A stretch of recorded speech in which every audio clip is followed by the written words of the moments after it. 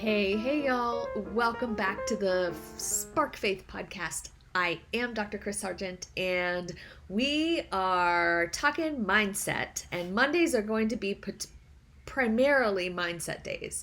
So we're going to talk about the Word, and we're going to talk about God, and we're going to talk about where our heads are throughout this journey. And we have definitely gone deep into guilt and shame and where it comes from and how it starts and the whole thing. And hopefully by now you're starting to recognize some of the patterns in your own world that are out of some of that guilt and shame stuff. And hopefully you've slowed down, because that was my last one, right? Slow down just a teeny tweeny little bit so that you can start seeing your own behavior as your day unfolds. And in doing that, we know that we are getting closer to God, right? We're getting closer to letting go of ourselves and becoming more like Christ. That's the goal of Christianity, and that's the goal of Christians, is to be more like Christ on a day in and day out basis. And so when we start to do that, we also know that an intervention may occur. And that intervention is resistance, right? And in the Christian circles, we know that as Satan, not like Star Wars resistance, but the Satan kind of resistance. And there's a great book about resistance, and it really talks about the ways that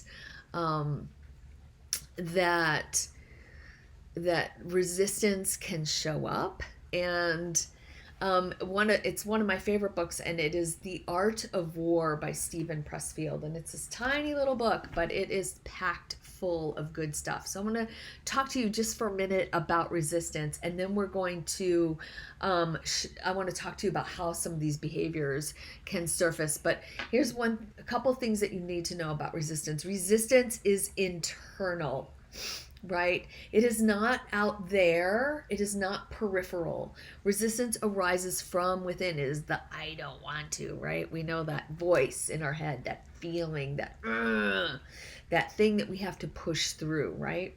It is self-generated. Oh yeah, we do it to ourselves. And self-perpetuated. Bum, bum, bum, bum, bum, bum, bum, right? Like we just let that thing go in our head. Resistance is the enemy within. And we need to remember to call on Christ to push that enemy out of us. We don't want this enemy touching our life.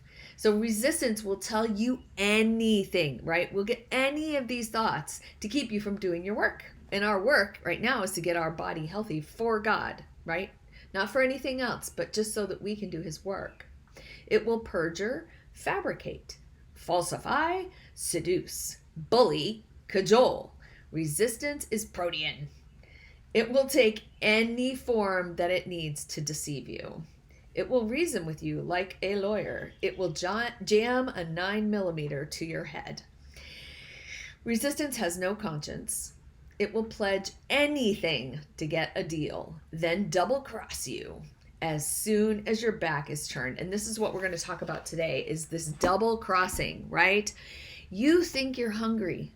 You think that you're feeling deprived. You think that you deserve a treat, right? Those are all things. I know. I've thought those things too.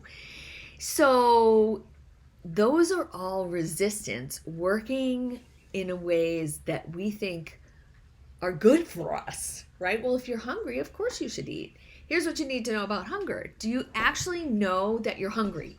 When was the last time you ate? When did you eat protein? Have you eaten properly? Did you crash and burn and now you really are hungry? Have you not eaten? Are you not paying attention to when you eat? And did you know that 40% of the time that you think you're hungry, you're actually just thirsty? Yeah, just thirsty.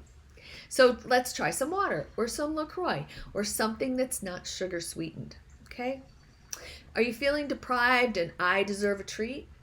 Those things also come out of a common cause.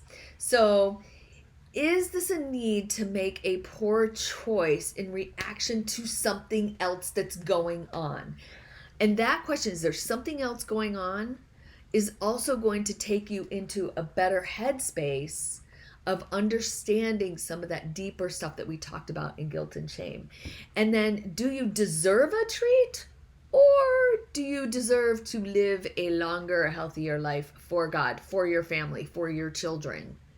Which is actually more important in your value system, right? Because our value system is at the center of that target that I talked about a couple weeks ago. And that value system is what's going to drive us. And as Christians, being for God and becoming more like Christ, that's where our value drives from. It doesn't drive from the cookie jar calling us, right? Or from that yummy pack of corn chips and salsa, right? So I wanted to put some of those things out there so that you can start really understanding how resistance can jump into your life. It can take over in so many different ways. So if I can help you to start seeing the ways that resistance like infuses us, then we can put up a better fight against that. So be still, sit and know that God is God, and remember that in those moments of hunger and deprivation, if they're coming out of something else, then you can make a healthier choice. You can drink water, or at the worst case, some diet soda, right? And you don't have to choose the brownies. Maybe you can choose, a piece of cheese and some protein instead, or something like that, so that you're actually creating a better body for God.